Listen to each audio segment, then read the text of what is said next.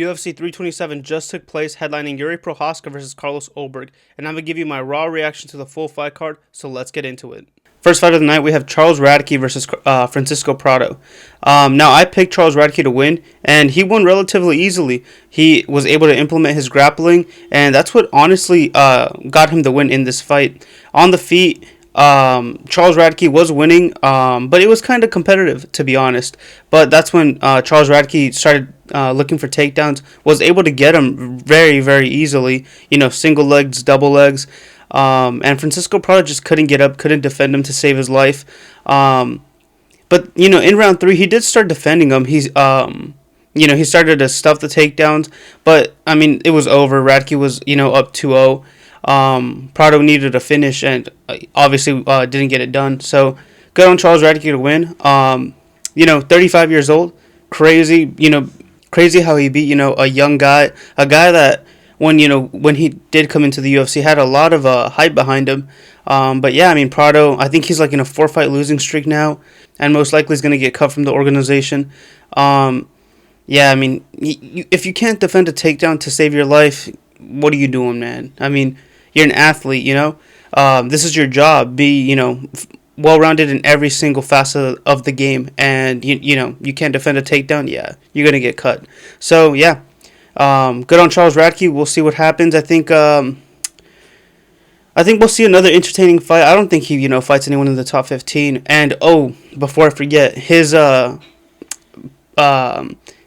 interview after the fight, crazy, man. Calling people certain words, certain names. Hey, but that's what we love him, right? So yeah, Charles Radtke was able to get it done unanimously. Good for him. We move on. Next up, we have Kelvin Gastelum versus Vicente Luque. Now, I had Kelvin Gastelum winning this fight, and man, was I wrong. Now, someone did tell me that they had Vicente Luque winning via submission, crazy, and I didn't believe it. I didn't believe Vicente Luque had it in him. I thought he was done a while ago. But yeah, I was proven wrong. Kelvin Gastelum, I did say that Kelvin Gastelum looked like, I didn't agree that he was washed. I said that he just wasn't putting it all in his fight camps. And after this performance, I can see why people were calling him washed. Basically has no chin. I can't believe that he got dropped by Vicente Luque. And he was never protecting his chin when he was in that shell position on the ground. Never protected his neck, let his neck get snatched very easily, and you can't do that with the guy in Vicente Luque. Got nasty anacondas and Darce chokes, so you can't, you have to be on your guard, especially on the ground with him. And yeah, just a mistake from Kelvin Gastelum. And yeah, Vicente Luque revives that animal in him and was able to get a submission in round 1. Crazily enough, I didn't believe he had it in him. I didn't think he was going to win this fight at all. And he was able to get it done. So good for him. Kelvin Gastelum, I don't know where this guy goes, man. No idea where this dude goes.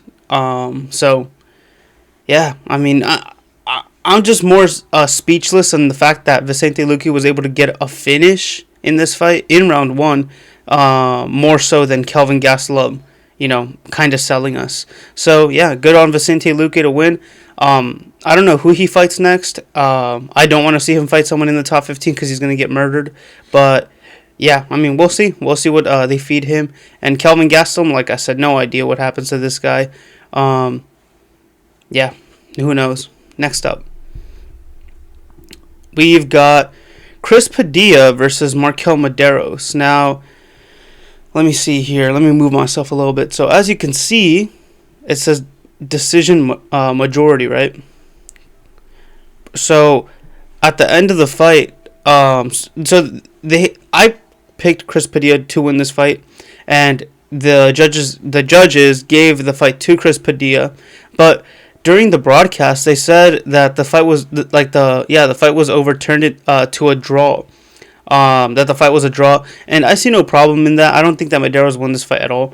But I do see a case. I can see a case of you saying that Padilla did win, and I thought he won, but I'm not too mad that the fight was a draw.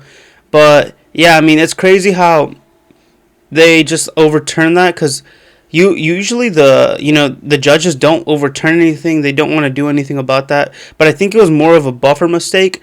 I think that buffer misread the card and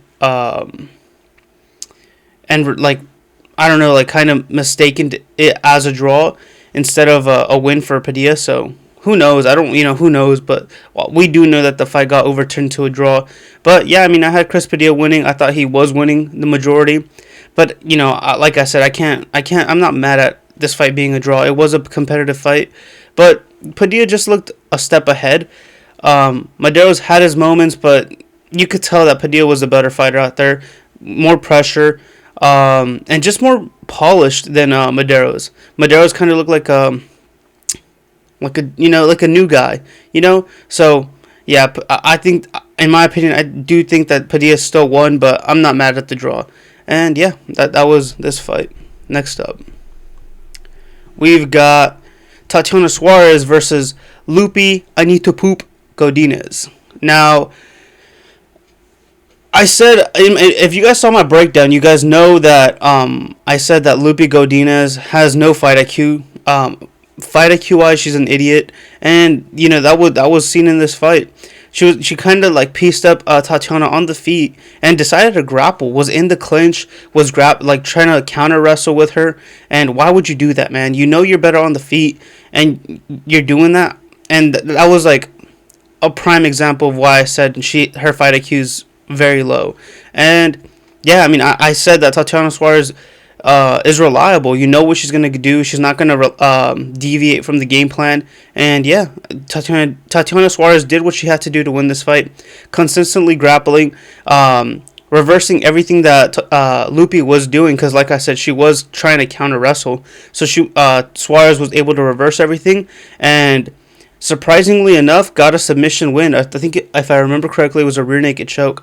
So she got a rear naked choke and submitted Lupi. And I thought this fight was going to go to decision, but surprisingly it didn't. And a lot of these MMA fights, a lot of these WMMA fights are going to are getting finishes. So that's crazy, man. 2026 is it's a crazy year for WMMA. A lot of finishes we've been getting. So yeah, good for Tatiana Suarez. I don't know where she goes from here. I don't really care for Tatiana Suarez, so who cares? And Lupi Godinez, she's like a journeyman in the WMMA, so the UFC is probably going to feed her to somebody to try to build someone's name or something. I don't know. We'll see what happens to Lupi, but she's kind of been like middle of the road, you know what I mean? So we'll see what happens to her. And Tatiana Suarez, good for her. Next up, we've got Mateusz Gamrot versus Esteban Ripovic. Alright, guys. So I had Mateusz Gamrot winning this fight. He won this fight via submission, able to get it done, and against a guy that a lot of people held highly, including myself. But I knew that Gamrot was going to be too much for Esteban. I knew that. I knew that when the fight got called, and I picked Gamrot to win. He won. I thought this fight was going to go to decision, but it didn't. And yeah, I mean, Gamrot just able to implement his grappling and just being too much for Ripovic.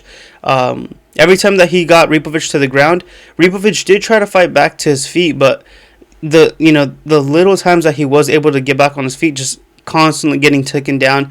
And good chain wrestling from Gamrot, and eventually able to get that submission win in round 2. So good for Gamrot. I would love to see him fight someone in the top 5. He called out BSD. I don't remember who else he called out, but he wants to fight someone in the top 5 and move up into fighting for the belt. And I'd love to see that. So we'll see what happens to Gamrot. Esteban Ripovic, I think he needs to get back to the drawing board, work on his ground game, work on his grappling, and see where he goes. I feel like if he implements and works on that and improves in that hole in his game, he'll be a whole better fighter, a level ahead fighter. So we'll see where Ripovic goes, and good for Gamrot. I want to see him fight someone in the top 5. Next up, we've got Kevin Holland versus Randy Brown. Now, I had Randy Brown winning this fight. I thought that Kevin Holland's unreliable. don't like him to begin with. And yeah, I mean, Kevin Holland's a guy that can be he can be some of the best in the division, or he's just a straight trash can. And after his performance against D-Rod, where he got rocked, was gassed out in round 3, just a horrible performance. I was leaning towards the side of Randy Brown, but Randy Brown just looked tentative, man. This guy looks scared out there. Yeah, I mean, I don't know how else to put it. This guy never put his foot on the pedal, never pushed, never wanted to go. And Holland just, felt that. He started feeling himself in round 2. You can tell because he started, talking smack. You could tell. You can tell when the fight's deviating into a certain fighter's game plan. And mid round 2, you knew that fight was going to go to Kevin Holland. He was feeling himself and kind of showboating. Just, he was in there. So, yeah, Holland's able to win unanimously via decision. And, yeah, I mean, I don't like the guy. I was hoping he'd lose the fight. Unfortunately, he didn't. And, yeah, I mean, I think the UFC is just going to give him another entertaining fight. Randy Brown, I mean, it's Randy Brown, bro. What are you going to do? He's been in the UFC for like 10, 12 years now. Never been able to break into the top 15 that I can remember. Maybe, correct me if I'm wrong. But, he's always been... Randy Brown is a definition of a journeyman, Always trying to get into the top 15, but just always outside of it. So, yeah, Kevin Holland, good for him. Randy Brown, don't know where he goes. Don't know where he goes. Next up, we have the Bellator main event of the evening in Pitbull versus Aaron Pico. Now, I had Aaron Pico to win this fight, and he won very, very easily. Now, this was like my lock of the week. He was a favorite, but it was a guy that, I could put the house on him and feel comfortable. And, yeah, he won easily, 30-27, I think. Yeah, I think if I remember correctly, 30-27 in all scorecards. So, yeah, Aaron Pico just, a whole level above Pitbull on the feet and on the ground. Pitbull, yes, he was able to stuff some takedowns, but, there was times that Pico would take him down. Obviously, Pitbull was able to get back up. But this fight, the majority of the fight took place on the feet. And Pico just wrecked Pitbull. Just pieced him up on the feet. Pitbull couldn't handle him on the feet. And Pico dropped him like 2 or 3 times and definitely stunned him more than 5 times in the fight. It was just clearly Aaron Pico's fight to win. And he called out Lerone Murphy. He wants that rematch. And yeah, I mean, that fight was very competitive, obviously, until it wasn't, until that spinning elbow. So we'll see where Aaron Pico goes. Obviously, he's not going to fight Lerone Murphy. Lerone Murphy's going to be, or you know what? I just forgot. So Lerone Murphy fought Movsar Evloev. Movsar Evloev is fighting Volkanovski, right?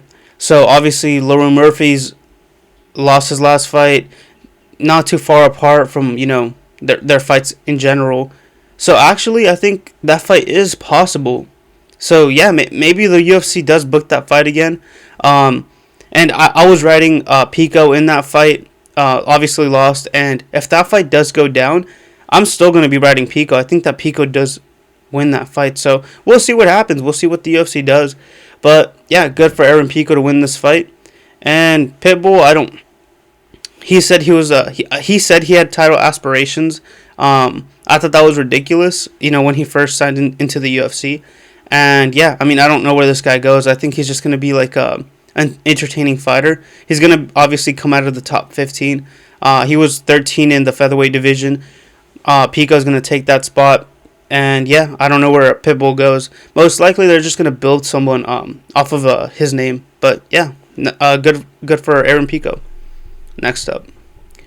Into the main card, we have cubswanson versus Nate Landwehr. Now, I had cubswanson to win this fight, and he won. And I think I said round 1 KO in my video. I don't remember, but I'm pretty sure I did. But, yeah, Swanson's able to get the KO in round 1.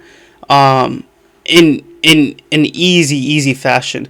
So in my prediction video, if you guys saw that, once again, I said that Nate Landwehr relied too much on his chin, and I thought his chin was gone. And without that chin, you can't fight in the style that Landwehr does fight, and that was shown in this fight.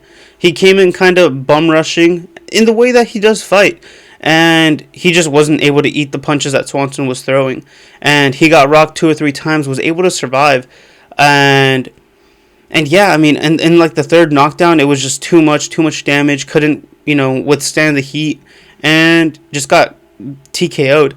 And yeah, I mean, good for cubswanson. Got the Cinderella story. A lot of fighters lose their last fight, their retirement fight. And he's able to get 2 KOs back to back. First one, the ones I'm talking about.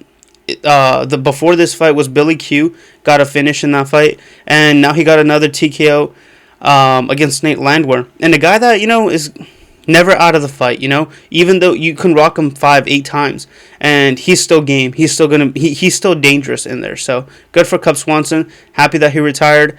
And Nate Landwehr, this guy. I mean, if there was one guy that can continue his career, it would be cubswanson. Nate Landwehr has to retire, man. I said that like 2 years ago before the channel that I would hope that he would retire, and he didn't retire in this fight. So yeah, I don't know where Nate Landwehr goes. Don't know where he goes, but you can't forget though, he is an entertaining guy.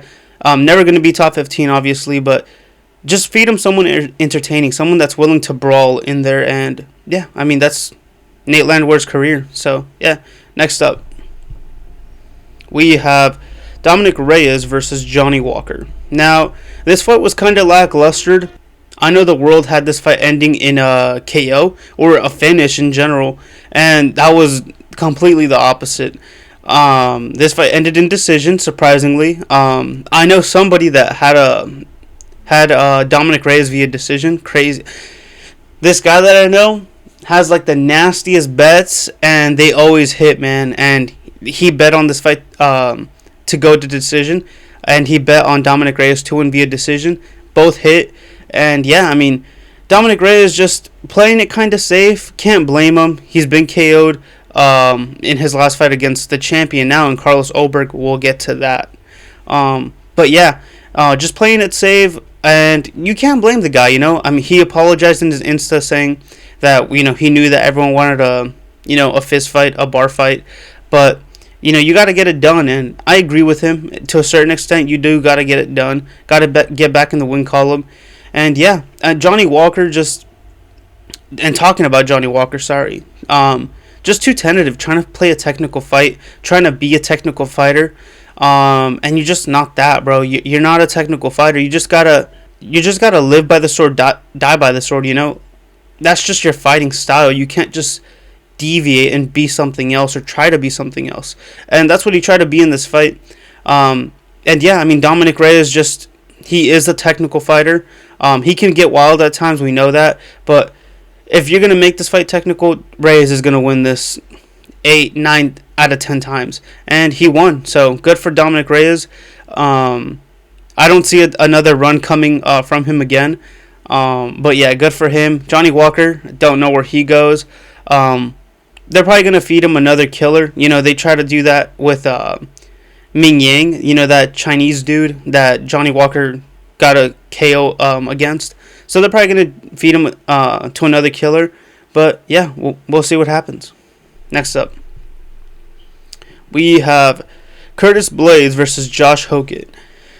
Now, a lot of people are saying this is one of the best or the best heavyweight fight in general. And I can see why, man. These guys... And I can see why. These guys really put it all out there. Yeah, so we had Curtis Blaydes versus Josh Hokett. One thing that I loved in this fight is that they were always on the pedal. Never hit the brakes. We're always on it. And like I said, something that I really loved about this fight is when they were in the clinch, man, they were throwing uppercuts, punches to the body, elbows, and that's good clinch work. You see a lot of these guys do clinch work on the fence in general, and they're just like kind of hugging each other, and it's just like, what are you doing, man? But these guys, when they were in the clinch, they were throwing. When they were out of the clinch, they were throwing. And yeah, I mean, you could tell that Blades did not want to lose this fight. But yeah, I mean, Hokit was just too much. Had the better gas tank, ironically enough, because they were both gassed. And yeah, I mean, Hokit just able to put it on Blades. And we knew Blades isn't good on the feet. He's obviously a grappler, a wrestler.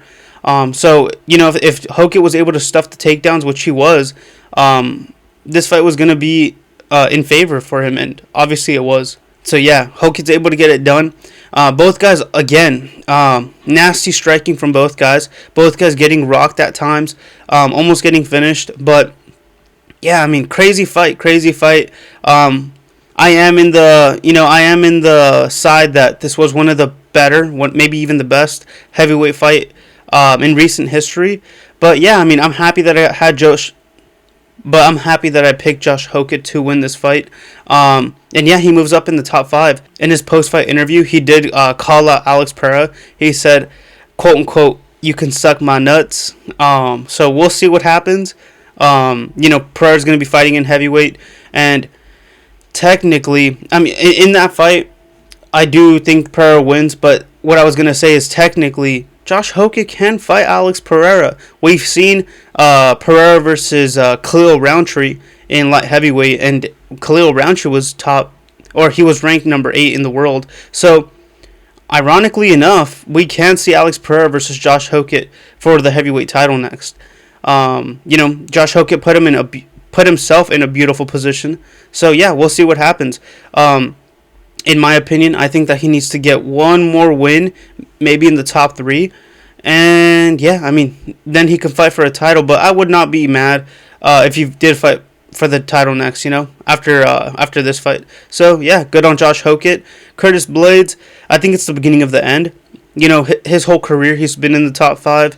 And I think it's just going to be like a slippery slope. I think he's going to be probably going to move down to 7, and then he'll stay like in the top 10 maybe for a year and a half, and then obviously we'll see the downfall of Curtis Blades. But yeah, next up we have the co-main event of the evening. Now obviously you guys know that Joshua Van versus Tatsuro Taira fell off, and this got bumped up into the co-main event.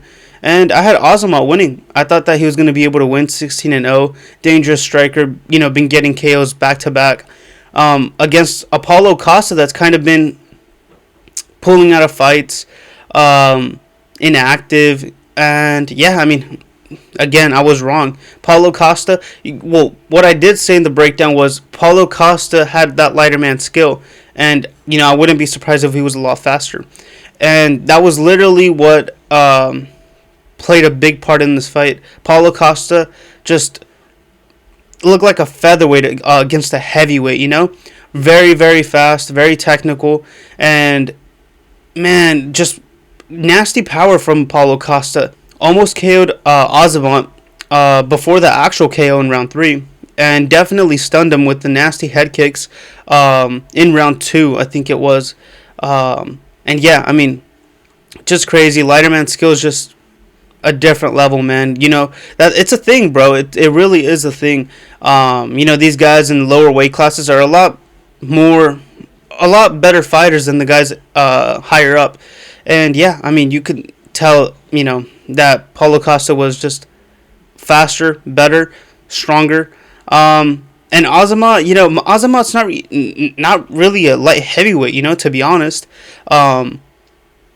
Call me crazy, but I think he's like a welterweight, kind of, pushing it a middleweight. He's just like a flabby, fat, light heavyweight, and he's just taking advantage of that because he's athletic, and most light heavyweights aren't. So yeah, I mean, that's Azamat's first loss. Not a bad loss to have. Paulocosta's been in the game for the longest, and he can have a really, really good run in light heavyweight. He said that he wanted to stay in light heavyweight potentially. He feels like he's a lot closer to the belt in light heavyweight than he is in middleweight. So, most likely we'll see him stay in light heavyweight. And, yeah, I mean, he's going to move up into the rankings. Most likely he's going to fight somebody in the top 10. After that, someone in the top 5, and then he can fight for the belt potentially. So yeah, I mean, two maybe 3 fights in the division, and we can see him fighting for the belt. And up in the weight, and up in the higher weight classes, like heavyweight, they're not really skillful. It's a lot of guys just relying on knockout power. And Paulo Costa's, ex middleweight, pretty well rounded. And yeah, I mean, I think that Paulo Costa has a really, really good run in light heavyweight. So we'll see where he goes. And yeah, we move on to the main event of the evening. Now, obviously, as you guys can tell, I'm recording this video on Sunday. When I typically record my reactions on Saturday. And I needed a minute, man. I needed a minute because I was very, very sad at the outcome of this main event. I had Jiri Prochazka winning this fight. Obviously didn't. And yeah, I mean, Carlos Prates able to get the round 1 KO against my boy Jiri. And it's sad, man. So let's begin from the top. So Jiri Prochazka coming in, heavy pressure, and Carlos Ulberg's just kind of looking to counter strike, right? And in one of the exchanges, Carlos Prates kind of lands funky on his right leg, and I didn't look up what happened, but I think he tore his ACL or MCL. You guys know what I mean. But he tore something in his right leg, which caused him to keep falling, keep limping, and man, that was the fight was handed to Jiri. If Jiri played it smart, if Jiri really had that killer instinct, he would have got the dub. He knew that once the fight was over. I knew that, and yeah, man, that was so sad, bro. So sad that he sold. But yeah, I mean, the MMA gods fed him the belt. They said, "Here you go, Jiri. You're gonna win this belt." And Jiri just, with a pure heart, bro, just in the post-fight interview, he was saying that he wanted to show mercy. That he didn't technically he didn't want to fight. He didn't want to win the belt in that way, because he knew that Ulberg was compromised. And you can't fight like that, man. You cannot fight like that, because 99% of your opponents are not going to think that way. Most guys are this is the end goal, man. This is what I've been fighting for my whole career. This is what I've been yearning for. And yeah, I mean, they're just going to give it all. They'll give up a lot of things for that belt. And obviously, Carlos Ulberg said the same thing in his post-fight, in the post-fight press conference. He said that a reporter asked him, he said, "Did you hear that Jiri said that he showed mercy?" And Carlos Ulberg said, "Yeah, I heard that, but I wouldn't have done the same if Jiri was hurt. I'm going to go for that kill." And yeah, I mean, that's 99% of the other fighters. That's what they're going to do. They're going to look for that kill. So yeah, I mean, it sucks, man. It sucks. Like I said, the MMA gods gave Jiri Prochazka the belt, and he kind of just sold. So yeah, I mean, it's sad. I was very devastated. It's crazy, man. It's crazy. And then the worst part is that I think that Alex Pereira broke Yuri's chin. Because call me crazy, man, but I think if that was prime Jiri, Jiri versus Glover Jiri, he'd be able to eat that punch. I think so. So yeah, I think Yuri's chin is basically gone, and I can say the same. The same analysis I gave to Nate Landwehr is the same analysis I can give to Jiri Prochazka. Where yes, Jiri Prochazka is one of the top fighters in light heavyweight. Yes, he's top 5, but without that chin, man, you can't be you're not the same fighter. You can't fight that way, because one wrong move, a zig before a zag, if you guys know what I mean, the fight's over. The fight's over, and yeah, I don't know where Jiri goes from here. He's fought for the belt 3 times now, lost. He has to get I think he would have to fight and win twice in a row to fight for the belt again. But yeah, I mean, it's just sad. I had Yuri winning, and don't get me wrong, I'm still a Yuri fan. I'll still be rooting for him all the time. But it's just sad. I really thought he was gonna win this fight, especially after the injury that Ulberg sustained in the fight. I thought that I thought it was sealed. Um, but yeah, it's crazy. Ulberg able to get a KO with one leg, and yeah, I mean it's insanity. And the light heavyweight curse continues. Now, if you guys remember, every single fighter, gets an injury. Jamal Hill, Carlos Ulberg, they vacate the belt. Oh, including jiriprochazka, shoulder injury, vacated the belt. The only fighter to actually defend the belt and hold it for a substantial amount of time is Alex Pereira. Light heavyweight's kind of been like a hot potato with the belt. Everyone's had the belt. So yeah, I mean, we'll see what happens to Carlos Ulberg. If he really has an ACL, MCL tear, he's gonna be out for at least a year. So call me crazy, but I think he'd have to vacate if he does have a tear. And the curse continues. The belt's gonna be a hot potato. But yeah, we'll see what happens with Carlos Ulberg. Need to see what I need to see his injuries, see what he really had. If it's just a pop knee, then he should be fine. He should be able to fight later in this year, maybe early next year. But if it's like I said, if it's a torn ACL, MCL, he's kind of cooked. So we'll see what happens. And yeah, good. I mean, good for Carlos Ulberg to get the dub, I guess. Didn't really think he was gonna win the fight, but yeah. Yeah, man, that was my full reaction to the full fight card, UFC 327. Kind of sad. Like I said, that's why I didn't record yesterday, because I was sad yesterday, and today I'm kind of still feeling it, but got to get it done. And yeah, so that was my full reaction to the full fight card, UFC 327, Jiri Prochazka versus Carlos Prates. And yeah, until next time.